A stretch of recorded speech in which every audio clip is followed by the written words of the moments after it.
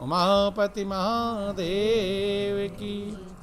तो समझने का प्रयास करेंगे, गुरु से अपने मन को जब तक हम बड़ा मानते रहेंगे तब तक हमारा काम बनने वाला नहीं। चूंकि मन हमें नचाता रहा, मन मतंग माने नहीं, और जब तक खता ना खाए। मन ये मतंग है। अगर मन के अनुसार ही चलना होता तो हमें गुरु के शरण में जाने की कोई जरूरत, मन के अनुसार चल ही रहे थे। और नचा रहा जन्म जन्मांतर। गुरु के शरण में इसलिए जाते हैं ताकि हम अपने मन का छोड़ सकें। इसलिए एक मनमुख होता है और दूसरा गुरुमुख होता है। बंधु, गुरुमुख का तो उद्धार होता है लेकिन मनमुख का उद्धार नहीं। मनमुख का मतलब जो अपने मन के अनुसार चलता है, और गुरुमुख का मतलब जो गुरु के अनुसार चलता है। बंधु, आप लोग भगवान की पूजा पाठ करते हैं, वे भगवान भी गुरु की आज्ञा में बंध कर चले थे। उन्होंने फिर मन को छोड़ दिया था, गुरु के अनुसार चले थे, नहीं चले थे। भगवान राम का जिक्र आता है, गौर करना, विचार करना। बोलिए प्रेम से गुरुदेव महाराज की जय। बोलो वृंदावन बिहारी लाल। धनुष यज्ञ में जब भगवान राम लक्ष्मण ऋषि विश्वामित्र अपने गुरु के साथ में गए थे, तो धनुष यज्ञ में सब लोग धनुष उठा रहे हैं, प्रयास कर रहे हैं तोड़ने का, लेकिन राम नहीं उठाए। उठाए कब राम उठाए? जब गुरु की आज्ञा मिले। गुरु की जब आज्ञा कि उठो राम भंजो भव चापा, ओ मेटो तात जनक परितापा। हे राम अब उठो, अब इस धनुष को तोड़। बंधु, जब गुरु की आज्ञा मिली तब तक बैठे थे, तब तक उनका मन चलायमान नहीं। उनका मन में कहता था लो सब तोड़ रहे, लाओ मैं भी तोड़ूं। लेकिन मन को गुरु के चरणों में समर्पित कर चुके थे, गुरु की आज्ञा के अनुसार चल रहे थे कि गुरु की आज्ञा आवई और गुरु की आज्ञा जाए। ओ कहें कबीर तदास को तीन लोक डरना।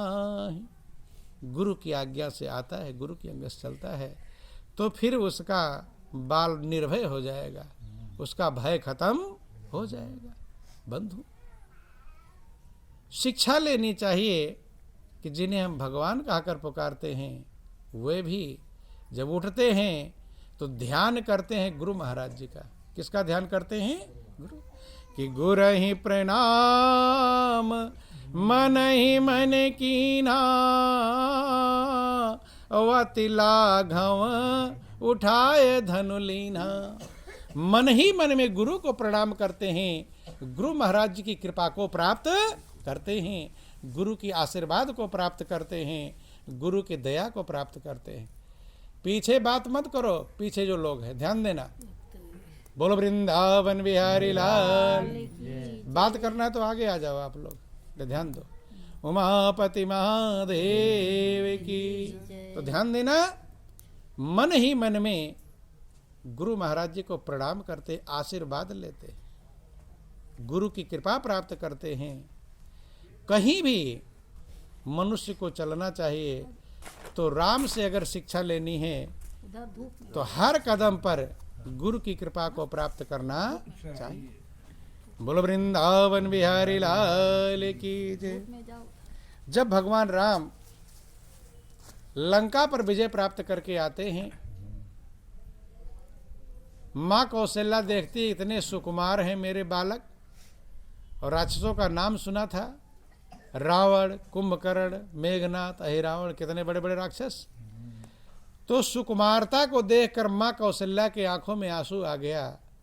इतने सुकुमार सुकुमार मेरे बालक और इतने बड़े बड़े राक्षसों से लड़े हैं, मुझे वो भी भरोसा भी नहीं। इतने बड़े बड़े राक्षस और उनसे लड़े हैं तो भरोसा, आंखों में आंसू आ, कैसे लड़े होंगे। भाई आपका बच्चा किसी बड़ी झंझट में पड़ जाए तो आपको हृदय पिघल द्रवित हो जाएगा, इतनी बड़ी झंझट से कैसे निकला होगा। कौशल्या कहती हैं कि अति सुकुमार जुगल मेरे बारे, ओ कई विधि मरे रजनी चर भारे। इतने सुकुमार मेरे बालक हैं और इतने भारी भारी राक्षस कैसे मरे होंगे, कितना मुश्किल से लड़ाई लड़ा होगा। तो राम कहते हैं कैसे मरे हैं, वो बताते हैं कि इतने भारी राक्षस कैसे मरे। कि गुरु वशिष्ठ कुल पूज्य हमारे, ओ इनकी कृपा धनुज रन मारे। हमारे कुल में पूजनीय जो गुरु वशिष्ठ, ये गुरु महाराज की कृपा थी। चूंकि गुरुमुख का कर्तव्य हरदम गुरु को निहारना, कि गुरुमुख गुरु चितवत रहे, और जैसे चंद चकोर 8 पहर निरखत रहे गुरुमूर्ति की ओर। इसीलिए बंधुओं, जिसको भी आप देखे होंगे सबने अपने ध्यान मूलम गुरु मूर्ति, सबने अपने गुरु महाराज जी की मूर्ति का ध्यान किया है, और वही पवित्र और पावन है, वही हमें परमात्मा तक पहुंचाने की क्षमता रखती है। जिसको ऋषि मुनि जंगलों में हड्डियां गला देते हैं, ढूंढते रहते हैं, कोई तीर्थों में महापुरुष कहते हैं कि प्रभु अगर मैं आपको प्राप्त नहीं कर पाया तो हमारा जीवन बेकार चला गया। बंधु कि अगर मैं न तुमको बना पाया अपना, अगर मैं न तुमको बना पाया अपना, तो निश्चय जीवन गया जैसे सपना, तो निश्चय जीवन गया जैसे सपना। हाँ अगर मैं न तुमको बना पाया अपना, अगर मैं न तुमको बना पाया अपना, तो निश्चय जीवन गया जैसे सपना, तो निश्चय जीवन गया जैसे सपना।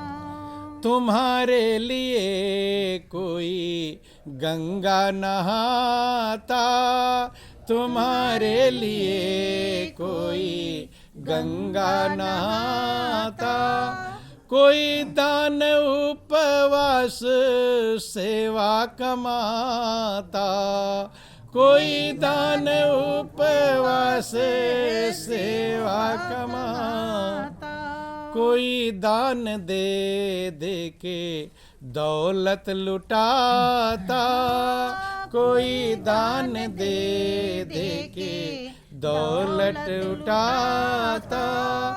मैं अपना कहूँ क्या कुछ आता न कहना, मैं अपना कहूँ क्या कुछ आता न कहना, तो समझो ये जीवन गया जैसे सपना, तो समझो ये जीवन गया जैसे सपना।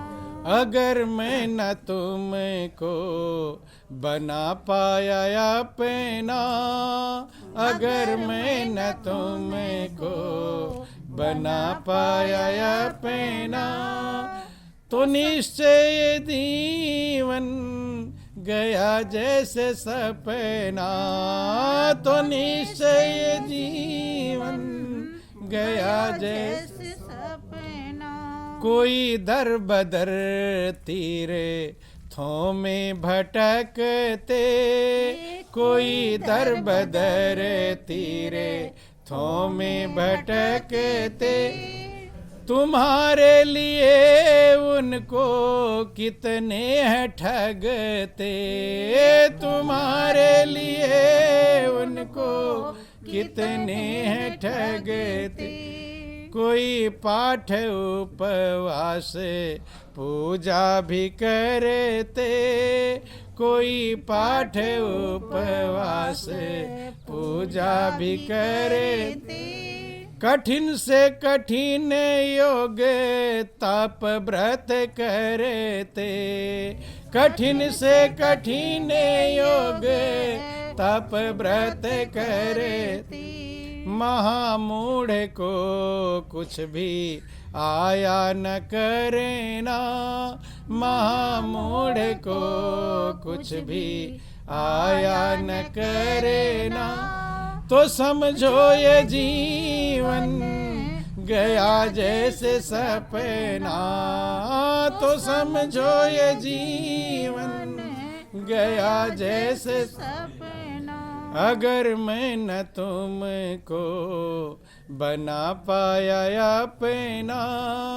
अगर मैं न तुमको बना पाया अपना, तो समझो ये जीवन गया जैसे सपना, तो समझो ये जीवन गया जैसे सपना, किसी के हो मोहन किसी के कन्हैया, किसी के हो मोहन किसी के कन्हैया, किसी के हो तुम राम सुत बाप मैया, किसी के हो तुम राम सुत बाप मैया, मैं अपना कहूँ क्या कुछ आता न कहना, मैं अपना कहूँ क्या कुछ आता न कहना,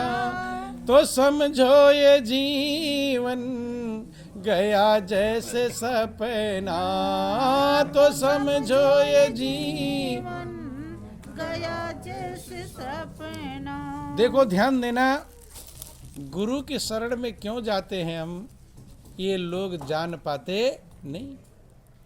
क्या जरूरत है गुरु के शरण में जाने की, देखा देखी लोग जा रहे इसलिए हम भी चले जाएंगे, और जब तक जरूरत का पता नहीं होगा तब तक आप मंजिल को प्राप्त नहीं कर पाएंगे। बंधुओं ध्यान देना, समझने का प्रयास करेंगे। बोलो वृंदावन बिहारी लाल। गुरु के शरण में जाने की जरूरत है कि हम भजन के तरीके को जानते नहीं, किसका भजन करें, क्या नाम जपें, क्या करें, इसका हमें ज्ञान नहीं। इसलिए हम गुरु की शरण में जाते हैं ताकि गुरु महाराज जी हमें एक रास्ता बता दें। जैसे आप चौराहे पर खड़े हों और चौराहे पर पता ना हो कि कौन सा रास्ता जाए, जब चौराहे पर पता नहीं होता तो क्या करते हैं आप, वहाँ किसी ना किसी से पूछते हैं। आप पूछ लेते हैं और जब उसने बता दिया ये रास्ता चले जाओ तो आप उसी रास्ते पर चलकर मंजिल को प्राप्त कर चले जाते हैं। लेकिन क्या गुरु के साथ ऐसा करते हैं? अपने मन से विचार करना। जब आप जानते नहीं कि मैं भजन क्या करूं, पूजा क्या करूं, पाठ क्या करूं, नहीं जानते, अब गुरु की शरण में गए और गुरु से ज्ञान प्राप्त कर लिए, तो क्या गुरु ने जो बताया उसी रास्ते पर सीधे जाते हैं कि और दाएं बाएं भी भटकते हैं? सीधे उसी रास्ते पर जाते, देखा कि वो उधर जा रहे, उधर भी चला गया, उधर भी चला गया, उधर भी चला गया, तो फिर गुरु के पास जाने की क्या जरूरत, वही वाला फिर मन के अनुसार चलने लगता है। महापुरुष कहते हैं फिर गुरु के पास जाने की कोई ज़रूरत नहीं, अपने ही निर्णय लेना था, फिर गुरु की कोई आवश्यकता नहीं। बंधु, महापुरुष कहते हैं कि गुरु के पास अगर गए हो तो उसके गुरु के शरण में जाने के बाद भी लोग नहीं जान पाते मैं कौन सा नाम जपूं। जान पाते हैं क्या क्या पूजा करो, वही फिर चालू रहता है, अर्थात भ्रम और संशय खत्म नहीं होता। और जब तक आपके भ्रम संशय नहीं खत्म होंगे, चौराहे पर भ्रम ही नहीं खत्म हुआ कौन सा रास्ता जाएगा, तो आप पहुंचने वाले नहीं। और गुरु से कहते हैं जिसके माध्यम से आपका सारा संशय भ्रम खत्म हो जाए, एक भी संशय रह गया तो वही आपको डुबाने के लिए काफ़ी है। काफ़ी है कि नहीं? जैसे समझ लेना, जैसे नाव बहुत लंबी चौड़ी है लेकिन उसमें एक छेद हो जाए, कितना छेद हो जाए? एक छेद, तो एक ही छेद पूरी नाव को डुबाने के लिए काफी है। ऐसे एक ही संशय आपके जीवन को डुबा देगा। क्या कर देगा? डुबा। लेकिन गुरु के पास जाने के बाद भी मनुष्य का संशय खत्म नहीं होता कि भटकत फिरे भरम नहीं छूटे, भरम अंधेरा होए, फिर भी भटकता रहता है। अगर आपके अंदर संशय है तब तक समझ लेना कि अभी हम गुरु के पास गए नहीं, क्योंकि गुरु का काम ही है संशय का निवारण करना। बंधु, अब लाइट जल जाए और फिर भी उजाला ना हो, सूरज निकल जाए फिर भी रात ही रहे, इसका मतलब अभी सूरज निकला, और सूरज निकल जाएगा तो अंधकार रह सकता नहीं है। लेकिन सूरज नहीं निकला और सब निकल गए हैं तो दिन होने वाला नहीं। अगर सद्गुरु आपको मिल जाएंगे तो आपके संशय भ्रम कुछ भी रहने वाले नहीं। क्योंकि रामायण में लिखा गया कि भूमि जीव संकुल रहे और गए शरद ऋतु पाए, और सतगुरु मिले ते जाहि जिमी संशय भ्रम समुदाय। बरसात में बरसात के तमाम कीड़े मकोड़े मच्छर पतंगे फैलते रहते हैं, लेकिन जब शरद ऋतु आ जाती है तो सब खत्म हो जाते हैं। ऐसे सब सद्गुरु मिल जाते हैं तो सारे संशय भ्रम के जो समुदाय थे कीड़े मकोड़े वो सब खत्म हो जाते हैं। तभी आपको समझना चाहिए कि मुझे सद्गुरु मिल गए। यही सद्गुरु की पहचान है। और गुरु के शरण में जाने के बाद भी अगर आपके मन में रहा कि अब वहाँ पूजा कराओ, अब ये कर लो, अब वो कर लो, अब वो कर लो, ये संशय भ्रम खत्म नहीं हुआ तो समझ लेना कि हमें अभी सद्गुरु मिले, ढूंढना पड़ेगा। संशय खत्म होना चाहिए। संशय खत्म नहीं हुआ तो मनुष्य मंजिल को प्राप्त। जैसे रात में चंद्रमा 16 कलाओं से उग जाए, सारे तारे निकल जाए, जितने पहाड़ हैं सब पर आग लगा, सब धू धू करके जलने लगे, सबकी रोशनी फैलने लगे, लेकिन बिना सूरज के रात खत्म होने वाली। कि राका पति सोडस वहीं और तारागन समुदाय, और सकल गिरिन दवलाइए बिन रवि रात न जाए। 16 कला चंद्रमा निकल जाए, सारे तारे पूर्ण रोशनी में जगमगा जाएं, सारे पहाड़ों पर आग लगा जलने लगे, लेकिन बिना सूर्य के रात खत्म होने वाला। ऐसे ही बंधुओं ध्यान देना। बोलो वृंदावन बिहारी लाल की, उमापति महादेव की। सद्गुरु सूर्य के समान प्रकाश करते हैं, जिसके द्वारा आपके अंदर में अज्ञान का अंधकार दूर हो। तुलसीदास ने लिखा कि बंदो गुरुपद कंज कृपा सिंधु नर रूप हरि, और महामोह तम पुंज जासु बचन रवि कर निकर। बंदो गुरुपद कंज कृपा सिंधु नर रूप हरि। मैं गुरु महाराज जी के कमलों चरणों की वंदना करता हूँ, जो कृपा के सागर हैं और नर रूप में हरि के समान हैं। बंधु, जिनकी कृपा सूर्य के किरण के समान है।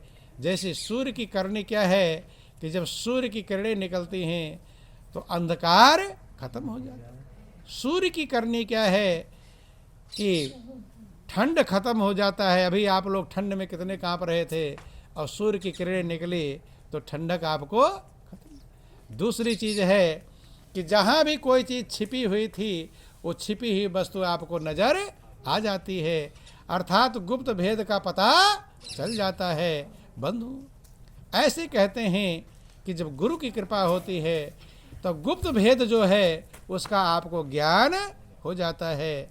बंधु, इसलिए और तभी आप उस मंजिल पर चल पाएंगे, नहीं तो दुविधा में दोनों गए माया मिली ना राम। अगर आपके सामने दो रास्ते होंगे तो भी आप भटक जाएंगे। भटक जाएंगे नहीं, भटक जाएंगे। जैसे कभी आप जा रहे हैं, एक रास्ता चलता चला जा रहा है, फिर आपको कोई दिक्कत, चलते जा रहे हैं, अब आगे दो रास्ता फट गया फिर अब दिक्कत होगी कि नहीं होगी? अब इधर जाऊं कि इधर जाऊं? ऐसे जिंदगी जीने का एक रास्ता, भक्ति का एक रास्ता आपको पता होना चाहिए। अगर दो रास्ते पर चल रहे हो तो महापुरुष कहते दो रास्ते पर चल, दो नाव पर पैर रखना और पैर फाड़ के मरना। ध्यान देना, एक रास्ते पर चलकर आप मंजिल को प्राप्त करेंगे, और कभी इधर गए कभी उधर गए कभी उधर गए, फिर कहीं पहुंचने वाले नहीं। इसलिए महापुरुष कहते हैं कि पहले सद्गुरु को ढूंढें, तलाशें, जो आपके संशय भ्रम को खत्म कर सकें, जो आपको ज्ञान का वो मार्ग बतलाएं जो सारे शास्त्र वेद पुराण में वर्णित प्रमाणित है, जो भगवान शंकर कहते हैं, जो भगवान राम कहते हैं, जो भगवान कृष्ण कहते हैं, जो देवी दुर्गा, जितने महापुरुष हैं, नानक, मोहम्मद, कबीर, ईसा, सबने जिस रास्ते को बताया है वो रास्ता जब आपको मिलेगा सद्गुरु की कृपा से, तब आपके अंदर संशय भ्रम कुछ भी होने वाला, और उसी एक रास्ते से मंजिल प्राप्त होगी। अन्यथा दो रास्ते तो भटकाने वाले ही होंगे। महापुरुष कहते हैं, अब तर्क वितर्क लोग करते रहते हैं, लेकिन तर्क की कोई मर्यादा होती नहीं। तमाम आपके यहाँ सत्संगों में एक ने कुछ कहा तो दूसरा उसकी काट करेगा, तीसरा उसकी काट करे करता है। ये तर्क से दूर हम पहुंच जाएंगे, नजदीक पहुंचने वाले शास्त्रों बड़े तर्को अप्रतिष्ठो, तर्क की कोई प्रतिष्ठा नहीं है। आपकी बात सही है, लेकिन दूसरा तर्क के द्वारा आपकी बात को झूठा कर देगा, अपनी झूठ की बात को सही हो जाता है कि नहीं हो जाता? तो तर्क का कोई मतलब नहीं है, तर्क सत्य को सिद्ध नहीं कर पाता। तर्को अप्रतिष्ठो, श्रुतियों विभिन्ना, और शास्त्र पुराण भी भिन्न भिन्न है, अलग प्रकार के हैं, उसको पढ़कर भी आप निष्कर्ष निकाल सकते नहीं हैं।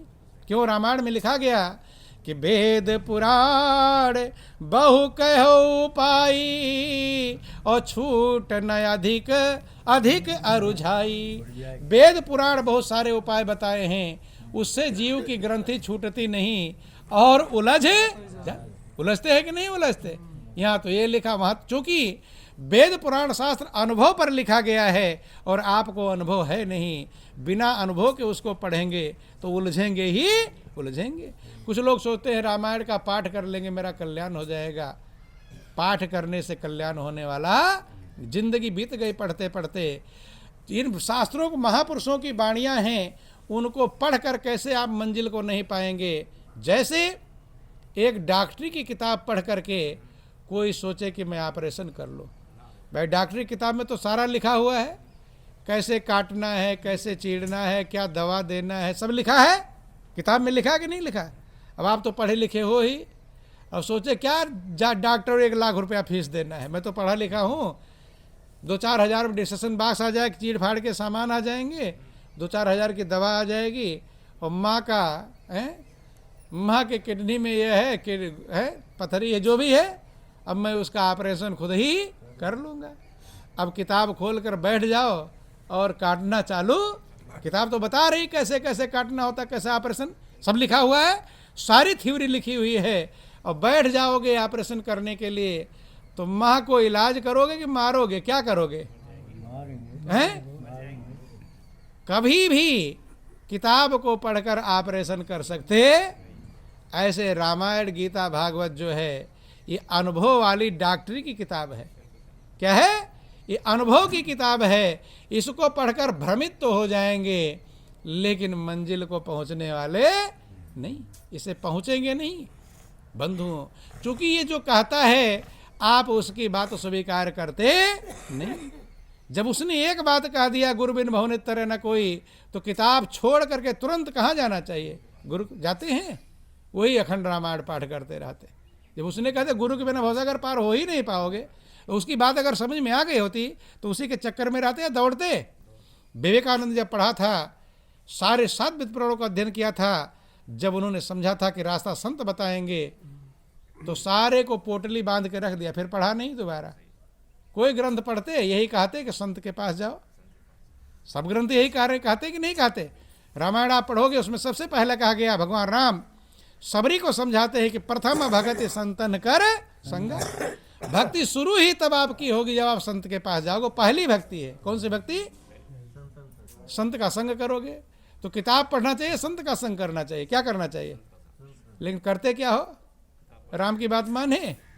राम कह रहे हैं अगर भक्ति करनी है तो संत का संग करो, लेकिन तुम क्या करते हो, किताब पढ़ते हो। क्या करते हो, एक किताब पढ़ लिया, किताब जो कह रहा है उसको करो, करेंगे बंद करके तुरंत संत के पास जाना चाहिए। जब संत ही बताएंगे पहली भक्ति, एडमिशन वहीं से होगा, नहीं होगा।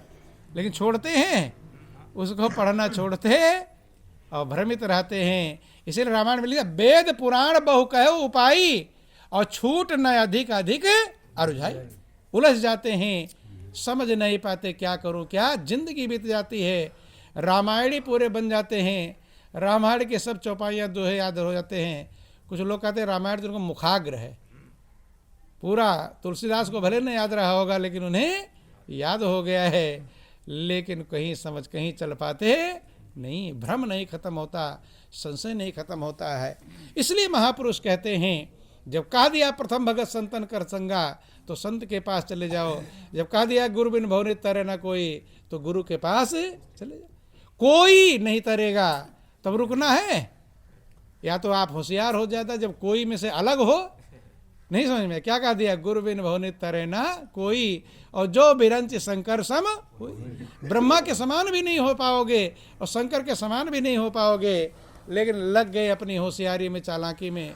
तो महापुरुष कहते, जैसे ऑपरेशन डॉक्टरी किताब पढ़ पढ़ के मरीज को और मार डालेगा, खराब कर डालेगा, ऐसे मनुष्य अपने जीवन को खराब कर डालता है। महापुरुष कहते इसलिए या तो शास्त्र पुराण वेद पढ़ो ना, और पढ़ो तो जो कह रहे उसे करो। अब पढ़ोगे भी और करोगे भी नहीं तो ना इधर के हुए ना उधर के हुए। महापुरुष का धोबे का कुत्ता, ना घर का ना घाट का। गुरु की कीमत कैसे हो, तो छोटा सा प्रसंग है, आप समझेंगे और अपने मंजिल को प्राप्त करेंगे। बोलिए प्रेम से गुरुदेव महाराज की। गुरु का एक इशारा कैसे मनुष्य को पार कर देता है बंधु। इसीलिए कहा, जय खोजत ब्रह्मा थके और सुर नर मुनि और देव, और कहें कबीर सुन साधवा कर सतगुरु की सेवा। सतगुरु की सेवा करके वो मंजिल मिलेगी। अगर वैसे मिल जाती तो रामकृष्ण को, कृष्ण भगवान को क्या उनसी गरज थी जंगल में जाकर लकड़ी काटने जरूरत थी। वो भी तो आपसे ज़्यादा होशियार रहे होंगे, नहीं है, वो कम ही होशियार थे जो गए थे गुरु के दरबार में। आप ज़्यादा होशियार हो, सोचते कि मैं खुद मंजिल पा जाऊंगा। महापुरुष कहते नहीं, महापुरुषों सावधान, बिना गुरु के इस मार्ग पर कदम मत रखना, शैतान तुझे लूट लेगा। क्या कर देगा शैतान, तुझे लूट लेगा। बोलो वृंदावन बिहारी लाल। एक नगर का जिक्र आया कि कैसे हम अपने जीवन को बर्बाद कर डालते हैं, जिंदगी कैसे बर्बाद हो जाती है बिना गुरु के। बंधु, उस राज्य में एक नियम था कि जो राजा बनता था वो 6 महीने के लिए राजा बनता था। कितने महीने? 6। जैसे अपने यहाँ प्रधानमंत्री मुख्यमंत्री बनते हैं 5 साल के लिए, ऐसे उस राज्य का नियम था 6 महीने के लिए जो भी राजा बनता था। और 6 महीने के बाद उस राजा को गद्दी से उतार करके, नदी थी भयंकर बहुत तेज बहने वाली, उस नदी के उस पार घनघोर जंगल था जहाँ शेर चीते रहा करते थे। तो उस राजा को नदी नाव में बिठाकर नदी के उस पार छोड़ देते थे, वहाँ शेर चीते खा जाते थे। बंधु, यही वहाँ का। और फिर उधर से जब लौट रहे हैं, राजा को जंगल में छोड़ कर करके जो सबसे पहले रास्ते में मिलेगा, अब उसी को राजा बनाते थे। वहाँ कोई चुनाव उनाव कुछ नहीं, उधर से लौट रहे छोड़ करके सबसे पहले जो व्यक्ति मिल गया समझ लो उसी को राजा बनाएंगे। वो चाहे तैयार हो चाहे ना, उसी को ले जाएंगे, उसे राज्य गद्दी पर बैठाएंगे। वो माने चाहे, अब वो मजबूर है राजा बनने के लिए। फिर वो भी 6 महीने के राजा बनता, और 6 महीने के बाद फिर उसे एक नदी पार जंगल में, यही क्रम चल रहा था। तो जो भी राजा बनते थे वहाँ इतना नौकर चाकर, कोई नहला रहा, कोई धुला रहा, कोई साबुन, कोई तेल, कोई कुछ अच्छे अच्छे व्यंजन, 56 सारी व्यवस्थाएं जब मिलती थी तो वो भूल जाता था कि 6 महीने बाद मुझे नदी के उस पार जंगल में, नहीं समझ में। जैसे आप लोग भूल जाते हैं, मनुष्य का जिंदगी पाए हैं, अब याद है कि मुझे संसार छोड़कर जाना है। अब इसका याद रहता मौत का, दौड़ रहा दिन रात सदा जग के सबकार बिहारण में, दौड़ता रहता है, लेकिन ये नहीं समझ पाता कि मुझे संसार से जाना है।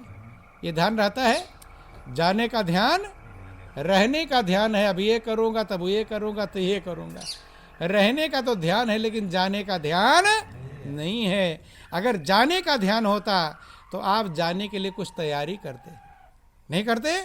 कि जब हम सबको चलना ही है तो चलने की तैयारी कर लो, और जो पहले से तैयार न थे वो पछता पछता कर चले गए। जिन्होंने तैयारी नहीं किया था और रोए हैं, तड़पे हैं, बेचैन हुए हैं और रोकर संसार से विदा हुए।